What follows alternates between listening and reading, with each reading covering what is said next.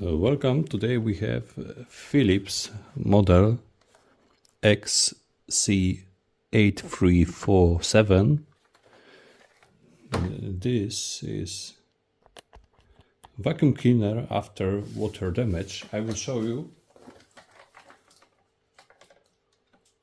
when we connect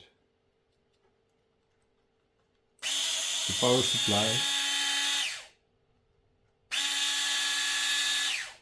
It always works, so this is fault.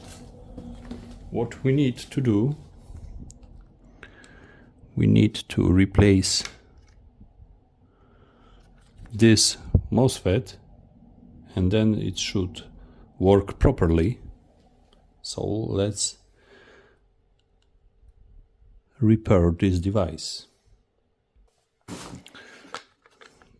Now MOSFET 4485 is replaced, and let's check.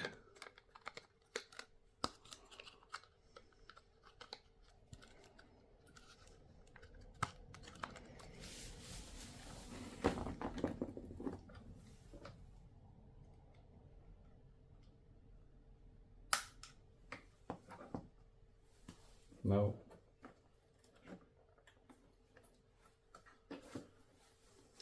everything is correct.